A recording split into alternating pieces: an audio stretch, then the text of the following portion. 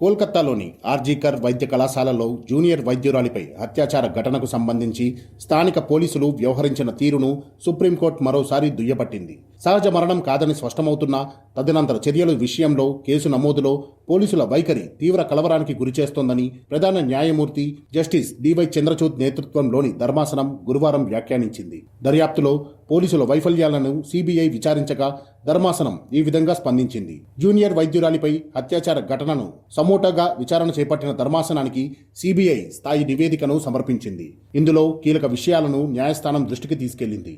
అత్యాచారం కేసు నమోదు చేసిన 5 రోజుల తర్వాత దర్యాప్తును సిబిఐకి అప్పగించారు. మేం ఆసుపత్రికి వెళ్లేసరికి క్రైమ్ సీన్ ను మార్చినట్లు గుర్తించాం. దీంతో దర్యాప్తు సవాల్గా మారింది. బాధితురాలి దహన సంస్కారాలు ముగిసిన తర్వాత అర్ధరాత్రి సమయంలో ఎఫ్ఐఆర్ నమోదు చేయడం దిగ్భ్రాంతికరం. తొలుత ఆమెది ఆత్మహత్య అని కుటుంబ సభ్యులకు సమాచారం ఇచ్చి కేసును తప్పుదోవ పట్టించేందుకు యత్నించారు. వాస్తవాలను కప్పిపుచ్చుతున్నారని అనుమానించి బాధితురాలి సహోద్యోగులు, యువ వైద్యులు వీడియో చిత్రీకరణకు పట్టుబట్టారు. దీంతో పోస్టుమార్టంను వీడియో తీశారు అని సిబిఐ కోర్టుకు వివరించింది. ఈ సందర్భంగా కోల్కతా పోలీసుల తీరుపై ధర్మాసనం తీవ్ర ఆగ్రహం వ్యక్తం చేసింది. కేసు నమోదులో లోపాలపై ప్రశ్నల వర్షం కురిపించింది. గత 30 ఏళ్లలో ఇలాంటి లోపాలను చూడలేదని వ్యాఖ్యానించింది. ఈ కేసును తొలుత రికార్డుల్లో నమోదు చేసిన పోలీస్ అధికారి తదుపరి విచారణ జరిగే సెప్టెంబర్ 5న కోర్టుకు హాజరు కావాలని ఆదేశించింది. ధర్మాసనంలో Justice JB Pardiwala, Justice Manoj Mishra సభ్యులుగా ఉన్నారు. అత్యాచార ఘటనకు నిరసనగా 11 రోజులుగా చేస్తున్న సమ్మెను వైద్యులు విరమించుకోవాలని ధర్మాసనం సూచించింది.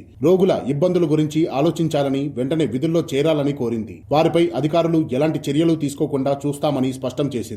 దేశవ్యాప్తంగా వైద్యులకు భద్రతపై 2 వారాల్లో చర్యలు చేపట్టాలని కేంద్రంతో పాటు అన్ని రాష్ట్ర ప్రభుత్వాలను ఆదేశించింది. అత్యాచార ఘటనను రాజకీయం చేయొద్దని, చట్టం తన పని తాను చేసుకోబోతుందని తెలిపింది. సుప్రీంకోర్టు హామీతో సమ్మెను విరమిస్తున్నట్లు వైద్యులు ప్రకటించారు. ఢిల్లీ ఎయిమ్స్ తో పాటు దేశంలోని వివిధ ప్రభుత్వ ఆసుపత్రుల వైద్యులు విధులకు హాజరవుతున్నట్టు తెలిపారు.